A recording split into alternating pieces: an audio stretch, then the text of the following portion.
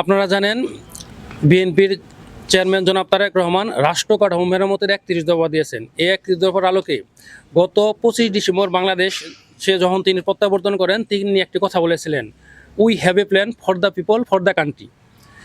এই প্ল্যানের আওতায় তিনি শিক্ষাকে আধুনিকায়ন করার জন্য কিছু রুটম্যাপ দিয়েছেন। এই রুটম্যাপের মধ্যে তিনি বলেছেন ওয়ান ট্যাপ ওয়ান টিচার, তিনি বলেছেন প্রত্যেকটা ক্লাসে মাল্টিমিডিয়া ক্লাসরুম স্থাপন করবেন, তিনি বলেছেন বাধ্যতামূলক কারিগরি শিক্ষার কথা বলেছেন। দেশনায়ক তারেক রহমান বলেছেন আনন্দময় শিক্ষা, লার্নিং উইথ হ্যাপিনেস। তিনি চেয়েছেন উৎপাদনমুখী শিক্ষা। এসব গবেষণা, এসব শিক্ষাক্ষেত্রে যখন এরকম পরিবর্তন আসবে, তখন ছাত্রদল এসব পরিকল্পনা নিয়ে কাজ করবে। আমি মনে করি দেশনায়ক তারেক রহমান যে পরিকল্পনা নিয়ে বাংলাদেশে এসেছেন, ছাত্রদল সেগুলো যদি ইমপ্লিমেন্টেশন করতে পারে সাধারণ শিক্ষার্থীদের মধ্যে, এটা ভালো একটা ফলপ্রসূ হবে ইনশাআল্লাহ। ছাত্রদল সবসময়ই মেধাবী এবং মননশীলদের সংগঠন। ছাত্রদল সবসময় মেধাবীদের মূল্যায়ন করে। আমরা সবসময় চাই বাংলাদেশ কৃষি বিশ্ববিদ্যালয়ে শিক্ষার সুস্থ পরিবেশ থাকুক। শিক্ষার সুস্থ পরিবেশ থাকার জন্য সাধারণ শিক্ষার্থীদের সাথে নিয়ে, সাধারণ শিক্ষার্থীদের পালস বুঝে যে ধরনের রাজনৈতিক চর্চা করা দরকার, জাতীয়তাবাদী ছাত্রদল বিগত 1.5 বছর, আপনারা জানেন 5 আগস্টের পরবর্তী সময়ে সেই ধরনের চর্চাই করে আসছে। বাংলাদেশ জাতীয়তাবাদী ছাত্রদলের উদ্দেশ্য হলো জনাব তারেক রহমানের বার্তাকে সাধারণ শিক্ষার্থীদের মধ্যে পৌঁছে দেওয়া। জাতীয়তাবাদী ছাত্রদলের উদ্দেশ্য হলো শহীদ রাষ্ট্রপতি জিয়াউর রহমানের আদর্শকে সাধারণ শিক্ষার্থীদের মাধ্যমে পৌঁছে দেওয়া।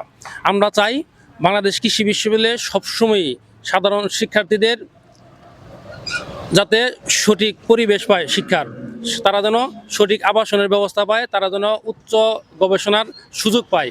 এ ধরনের যে রাজনীতি করা দরকার, জাতীয়তাবাদী ছাত্রদল সবসময় সেই রাজনীতিতেই বিশ্বাসী।